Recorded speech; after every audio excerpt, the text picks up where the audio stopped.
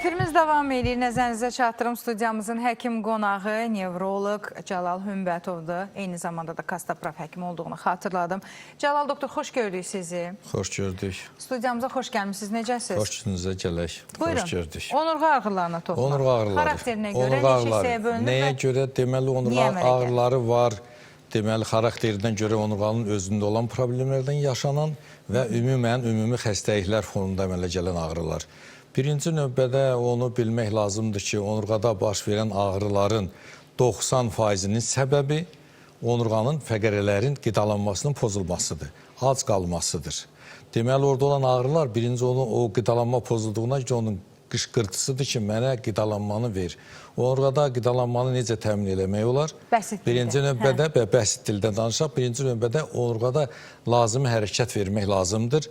Nəyə görə? Çünki onurğa deməli bizim əzələlərin hərəkəti ilə, deməli toxumarası maye ilə qidalanır, süngər kimi çəkir. O dişlərin arasında olan yumşaq toxuma, o amortisasiya rolunu oynayan toxuma qidalanır. O da sonra da fəqərələr qidalanır. Bu yaşlılarda belə olur, cavanlarda biraz qan damarlarla olur. Sonra deməli ağrıların daha böyük əmələ gəlməsinə səbəblərdən biri indi son vaxtlar miofascial sindrom deyirlər. Miofascial sindromlardır. O nə deməkdir?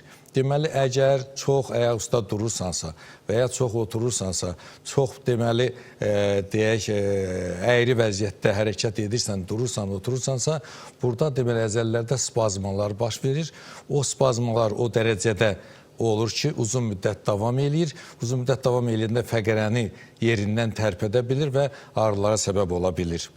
Sonra deməli, başqa cür ağrılar deməli başlayır. Onurğada olan deməli, osteoxondrozdan, protruziyalardan, yırtıqlardan, listezlərdən, sonra yana sağa sola əyilmədən, sürüşmədən, skalyozdan və s. Ondan sonra daha çox ağrıların əmələ gəldiyi nədir? Deməli, bunu qeyd etmək lazımdır ki, onurğada ağrılara səbəb olan böyük streslər var. Bəzi sual verə bilərlər ki, stresin nə dəxli var? Amma biz eşitmişik ki, filan kəs hissləndi, ayaqları tutuldu, filan kəs hissləndi, qolu tutuldu, filan kəs hissləndi, beli ağrıdı.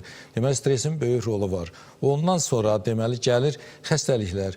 Xəstəliklər deməli, hətta skalyoza ağrılara belə səbəb olan deyək, poliomiyelit xəstəliyi var, raxit xəstəliyi var, vitamin çatılmazlığı, D vitamin çatılmazlığı xəstəliklər var. Sonra deməli var, başqa xəstəliklər fonunda, vərəm fonunda, xərçəng fonunda baş verən ağrılar. Bir də onlardan savayı, yəni bu xəstəliklər fonunda baş verən ağrılar. Bir də var, ən vacibi, onu yadda saxlamaq lazımdır ki, döş və qarın boşluğunda olan orqanların ağrısından əmələ gələn, onurğaya verilən ağrılardan.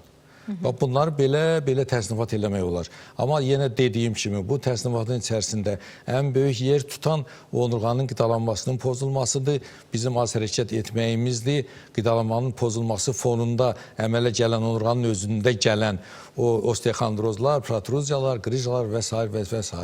Hər bir halda biz onurğa ağrısı ilə gəlirik sizin yanınıza. Bəli. Bunu aşkarlamaq üçün. Onu deməli, bəli, diferensial diaqnostikadan istifadə etmək lazımdır.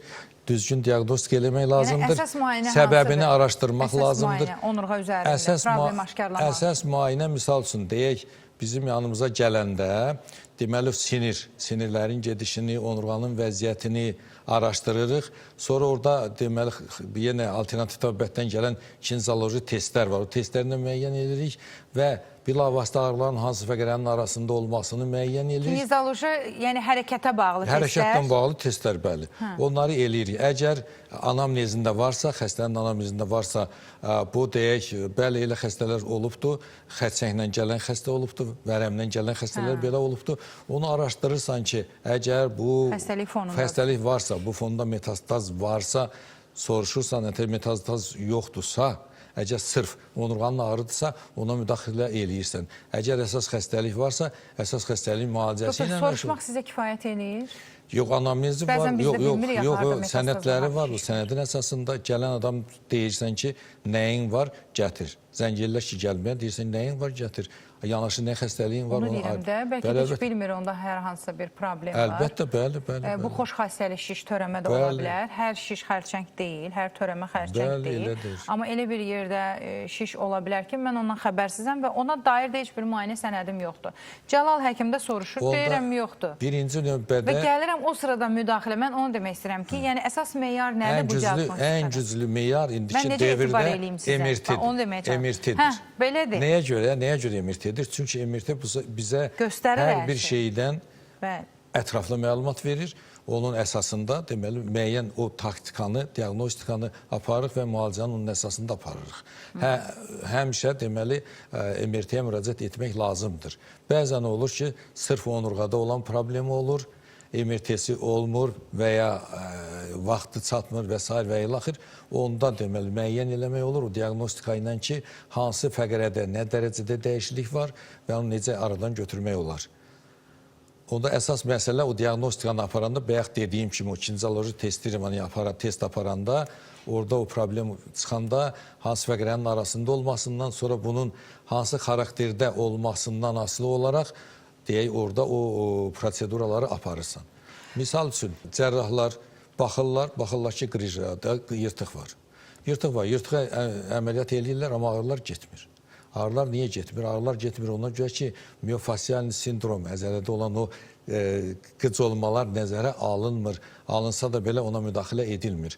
Amma belə halların hansı variantın olmasını müəyyən eləyəndən sonra onda proseduraları deməli aparmaq lazım olur və keyfiyyətli olur. Nəticəsi də ləzzətli olur. Doktor, onurğanın fəqərələri, daha doğrusu qidalandıran, az öncə dediniz, nədir? Deməli, fəqərələri qidalandıran toxuma arası mayedir. Əzələlərin hərəkəti ilə qidalanır. Deməli, əzələlərin hərəkəti ilə onun fəqərələrin arasında olan o deməli, amortizasiya yaradan diskdir və orada olan o pulpoz nüvədir. Onlar qidalanır. O qidalanandan sonra fəqərələr ondan deməli qidalanır. Ona görə də birinci növbədə onurğanın azlığı olmasın deyə, qidalanması qaydaya düşsün deyə hərəkət lazımdır ki, əzələ hərəkət eləsin ki, ora qan axını çoxalsın. Axı siz özünüz verilişin əvvəlində dediniz ki, xarakterinə görə sadaladınız da. Bəli. Sinir kökünün sıxılmasını dediniz, fəqərə degenerasiyasını dediniz, dəri altı pi toxuması, hətta əzələlərdə olan ağrı səbəbilə özünü onurğada göstərən, hətta onkoloji xəstəliklərə yenə də, mən nəyə görə bu incəlikləri getirdim, doktor indi? Xoşdur.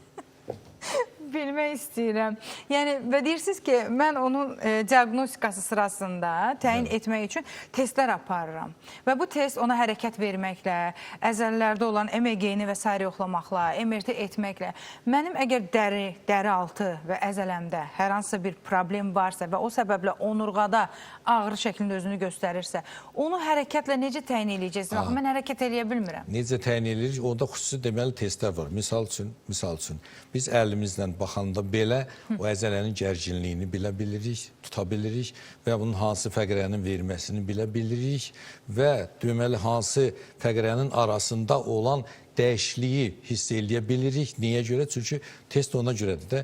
Bu test göstərir, misal üçün 4-cü, 5-ci fəqərənin arasında onda belə çünki bu problemlər varsa, artıq fəqərədə degenerasiya başlayıb. Bəli, fəqərədə dəyişiklik var. Fəqərədə deməli yer dəyişmə var. Əsası bizim əsas məşğul olduğumuz sahə odur ki, o fəqərələrdə bütün bu saydıqlarımızın arasında bax, protruziyadır, listezdir, rotasiyadır, sonra yırtığın əmələ gəlmə və s. və ilaxır. Bu göstərir ki, fəqərələrdə müəyyən qədər öz yerində deyil, anatomik vəziyyətdə deyil. Anatomik vəziyyətdə deyilsə, hər bir fəqərənin özünün verdiyi simptomatika var. O simptomatikanı yoxluyuruq, ondan sonra müalicədə həmin bizə bu kömək eləyir. Niyə görə kömək eləyir? Biz baxanda, bir balaca da necə deyərlər, çox məşğul olanda əlimizdən hiss edirik ki, harada dəyişiklik var, o dəyişikliyi aradan götürmək üçün o fəqərənin verdiyi o simptomatikanı, əzələlərin gərginliyi aradan götürmək üçün və fəqərəni yerinə düzəltmək üçün fəqərəni korreksiya eləyəndə o əlamətlər aradan çıxmış olur. Hər fəqərənin özünün verdiyi simptomatika deyəndə nəyi nəzərdə tutursunuz? Onurğanı hissələrə bölmüş olsa, boyun, kürək, bel, oma, büzün və s. nahiyəsinə görə simptom verir, onu nəzərdə tutursunuz. Bəli. Misal üçün deyim də, misal üçün il-4, il-5-də əgər problem varsa, protruziya varsa, deməli, hər iki dizdə problem yaranacaqdır. Əgər yırtıq varsa, hansı tərəfə yırtığın dönübsə, fəqərə o tərəfdə ağrı olacaqdır. Tutaq L5-S1-də varsa, deməli ağrılar vuracaqdır, xarakterik olaraq deyək, elektrik tok kimi vuracaqdır və damana qədər, yaxud ayağın üstünə qədər, yaxud ayağın barmaqlara qədər vuracaqdır. O zaman niyə MRT eləyirik? Elə siz əlamətlərə görə hansı fəqərədə məsələ bundan ibarətdir ki, məsələ bundan ibarətdir ki, MRT eləyəndə, məsələ bundan ibarətdir ki, MRT bəzən bu şeyləri demir. O MRT misal üçün, belə bir şey deyirəm. Əgər ayağımızın bu qatlanan yerində, dizin arxasında ağrı var, burada əzələdə ağrı var. Əzələdə ağrı varsa, MRT-ni hara eləyirsən? MRT aşağı bel fəqərələrini eləyirsən. Amma o ağrını verən, heç bir şeylə izah olunmayan, heç bir nevrologiya ilə izah olunmayan, deməli, döş fəqərələridir. Bu, ona görə miyofascialni sindrom var. İndi burada bilirsiniz necə, burada aydınlıq nəyə gətirməliyik? Kanada alimin dediyini unutmayın. Həkim məni yönəltməlidir də MRT-yə.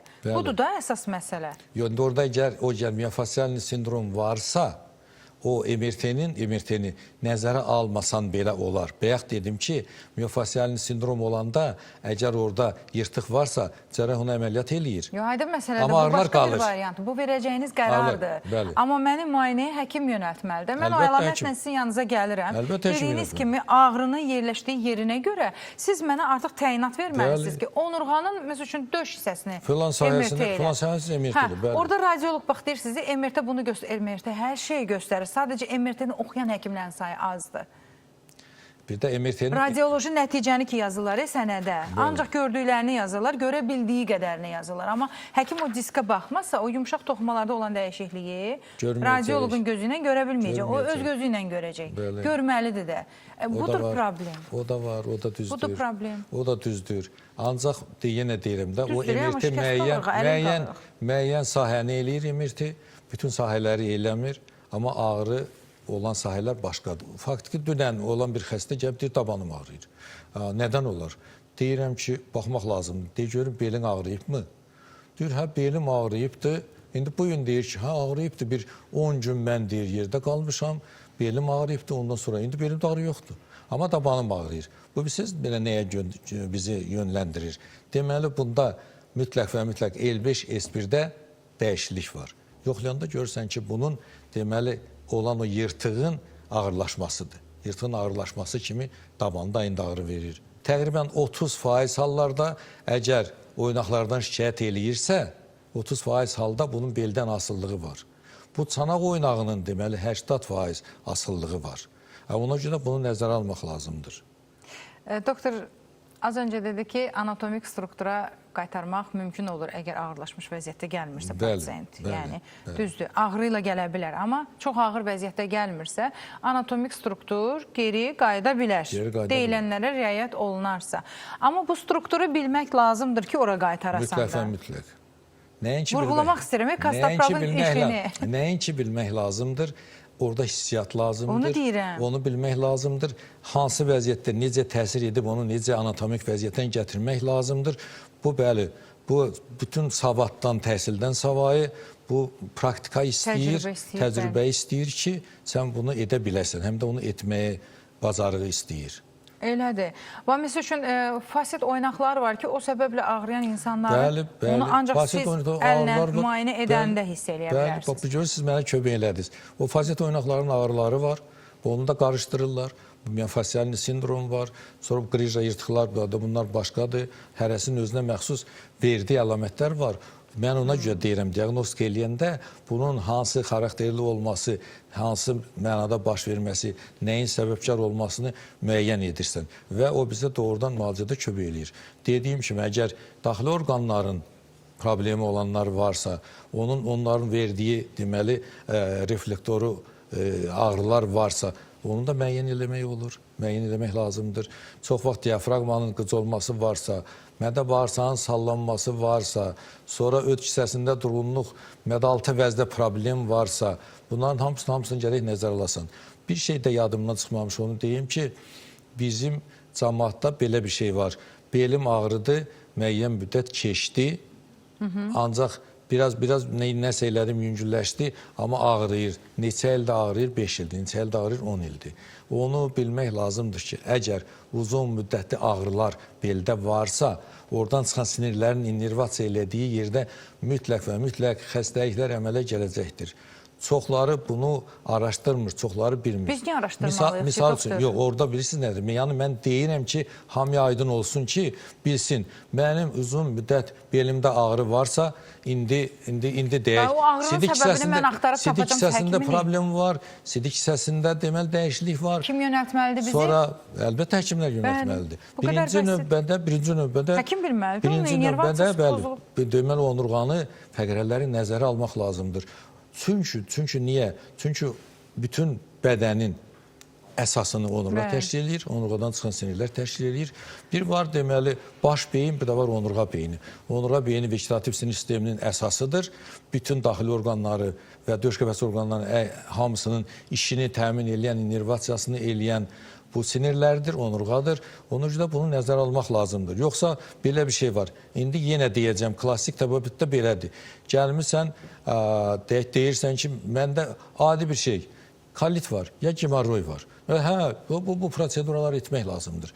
Amma heç kim nəzərə almır ki, onurğada uzun müddətli ağrılar olubdur və bunun o onurğadan gələn o qıcıqlar bunu bu günə salıbdır. Hətta xərçəngə qədər gətirib çıxarıbdır. Onu nəzərə alınsa, diaqnostikası aparılsa çox rahat olur. Sonra bir, deyək, androloji problemlərin yaranmasında onurğanın çox böyük rolu var. Oldu mu? Çanaq orqanlarının xəstəliklərində onurğanın çox böyük rolu var. Çanaq orqanlarının, sidik hissəsinin problemlərində onurğanın böyük rolu var. Bunu görə həmişə nəzərə alasan. Və bu müalicədə, bunu nəzərə alanda doğrudan müalicə asan və rahat olur. Və xəstə də razı qalır, problem də həll olunmuş olur. Bir nəfər də gəlib deyir ki, bəs mən bütün MRT-dən keçmişəm, mənim ayaqlarımda ağrılar var, MRT-də heç nə yoxdur. Aha. Deyirəm ki, ola bilməz. Gəl baxın, baxıram ki, bunun bir ayağı o birisi ayağından uzundur. Deyirəm, sən burada çanaqda elmə var, səndə oma sübüb qalxması var, bəs bunu görməyiblər, bəs bunu... Belə, bu cür şeylər çox rast gəlir. Ancaq istənilən halda onurğanı nəzərə almaq lazımdır diaqnostikada. Onurğa sütununda ilk, yəni özünü xəstəlikləri nəzərdə tutaraq deyirəm, biruzə verən simptom ağrıdır, ağrı simptomu ilə gəlir. Lakin ağrını aradan qaldırmaq müalicə demək deyil. Ağrı aradan qaldırıldıqdan sonra altda yatan səbəbə yönəlik müalicələr alınmalıdır. Davam etmək lazımdır. Və araşdırmaq lazımdır ki, bu ağrı həkimin dediyi kimi hansı səbəbdən yaranır. Bəli, yalnız səbəbi tapmaq lazımdır. Var, fəqərə degenerasiyası var, protruzya, yırtıq və s. və ya onurğa ətrafında olan dediyimiz ətraf toxumalar, dəri altı, əzələ səbəbi ilə. Bəlkə heç onurğaya aidiyyəti yoxdur, bəlkə heç sinir sıxışması, radikulopatiya yoxdur. Amma hansısa bir xəstəlik fonunda onurğamda ağrı hiss edirəm. Hansısa fəqərədə, bilirsiniz necədir? İnsanlar aldanır, ağrı olan yerə ağrı kəsicilər tətbiq edirlər. Bəli, çox qəribədir ki, deməli, birinci növbədə görürsünüz, biz saydıq ki, bu protruziyadır, listez və s. və ilaxır. Bu, hamısı göstərir ki, bu fəqərə yerində deyil. İndi təsəvvür eləyin də, təsəvvür eləyin. Buna iynə dərman etməklə yerinə gedəcəkmi? Və fisioterapiya ilə yerinə gedəcəkmi? Getməyəcəkdir. Bunu yerinə qoymaq lazımdır. Bunu yalnız və yalnız onda cərrahiyə müraciət edirlər. Cərrah deyir ki, mən yerinə qoya bilərəm, yırtığı əməliyyat edirəm və s. və ilaxır. İndi baxın, niyə görə dərman işlətmək olmaz? Nəyə görə dərman işlətmək olmaz, bilirsinizmi? Bax, biz qeyri-steroid analgetiklərdən istifadə olunur da müalicədə. Bu, bilirsiniz, neyinir? Süni olaraq orqanizmin qabağını kəsir ki, sən bu prosesə müdaxilə etmə.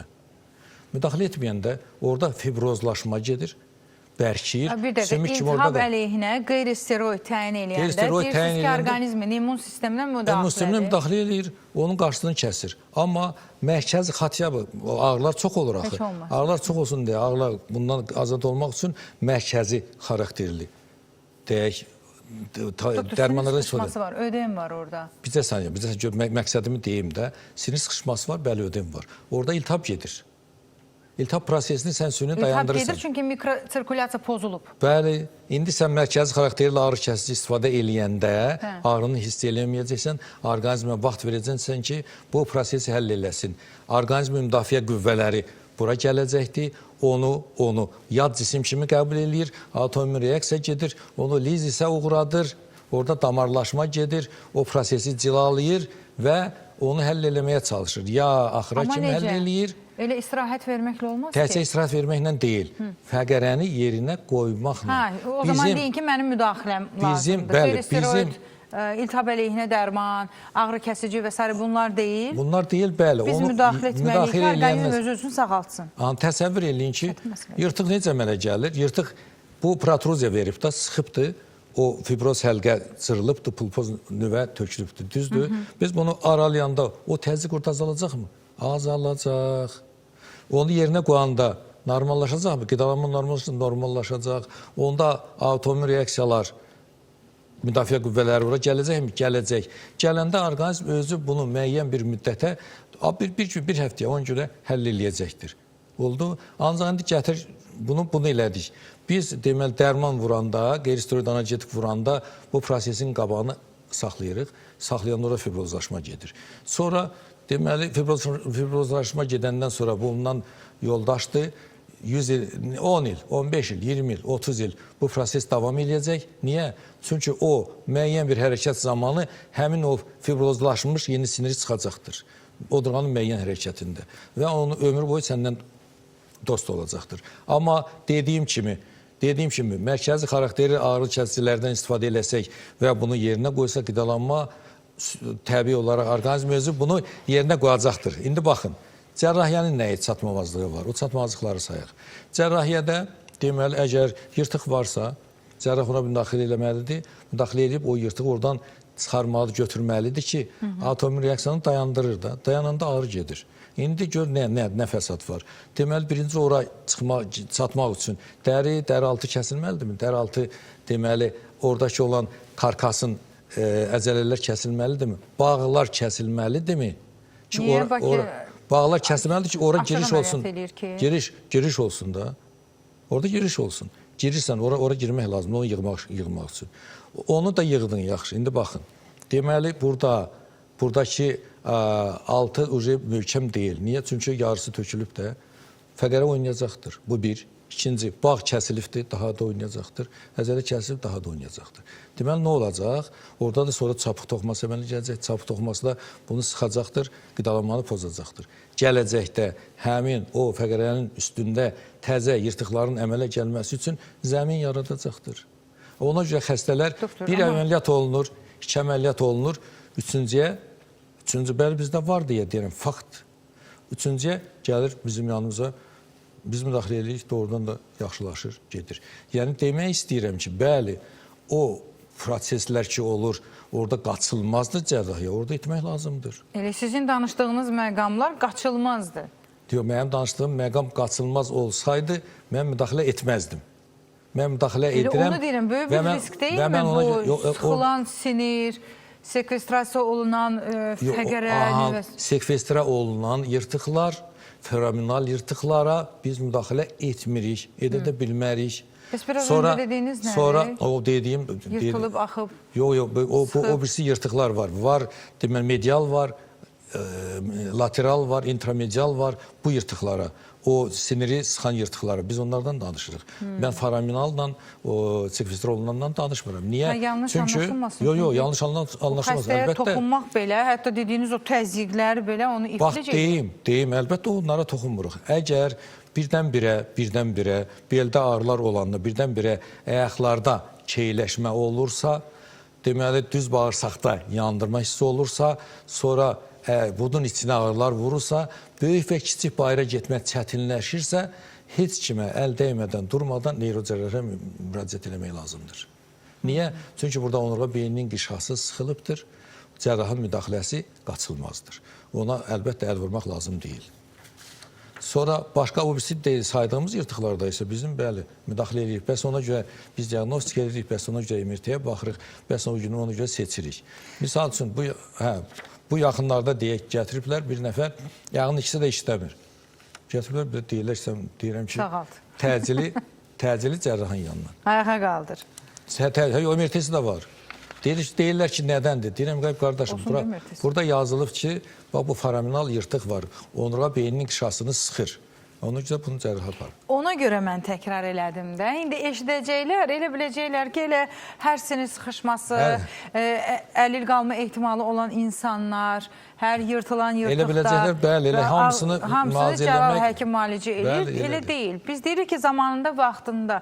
Çünki elə problemlər var, həqiqətən də cərrahi əməliyyata getmədən müalicə etmək olar. etmək mümkündür. Həkim də elə onu iddia edir. Hər görüşümüzdə deyir və biz də bunun görürük, şahidi oluruq ki, insanlar kəsiksiz, qansız, ağrısız əməliyyata getmədən, hətta bir çox dərmanlar var ki, onları qəbul etmədən, necə ki, açıqlamasını verir, immun sisteminə mən müdaxilə etmirəm, bildiyim yoldan gedirəm, doğru şəkildə dəyərləndirirəm. Hər bir xəstə mənim üçün individualdır. Mən ona fərdi yanaşıram. Yəni, yırtıq 10 insanda ola bilər, amma onunda da fərqli əlamətlərlə özünü göstərə bilər. Ola bilər, mən gəlim, məndə də onurğanın hansı bir hissəsində yırtıq olsun, amma paralel elə xəstəliklər qarın boşluğunda, çanaq orqanlarında olsun ki, həkim bəlkə də heç ona alternativ təvabiyyət yadına düşmədən birbaşa məni cərraha yönəlsin. O da ola bilər. İndividual yanaşma bunu tələb edir. Həkim də onu iddia edir ki, zamanında, vaxtında gəlin, müraciət eləyin. Mən gərəkən müalicə taktikalarım var ki, onları tətbiq etməklə sizi ayağa qaldıracağım və gələcəkdə ola biləcək daha ağır problemlərdən qorumuş olacağım. Doğru mu dedik, doktor? Bəli, düzdür. Uğur Tibb Mərkəzinə müraciət etsinlər. Bəli. Doğru mu?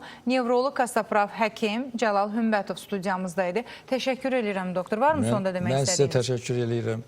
Çox sağ olun. Sizinlə danışanda adama ləzzət alır. Bilirsən, niyə? Çünki o dərinliklərə, o necə deyərlər, o gizli yerləri bir-bir qurdalayırsınız. O da mənə ləzzət verir. Çünki araşdıranda hər bir şey, necə deyərlər, aydın, pak, təmiz olmalı. Çox sağ olun, doktor. Təşəkkür edirəm. Sağ olun, siz sağ olun. Mən də sizə təşəkkür edirəm. Xoş oldu sizinlə söhbət.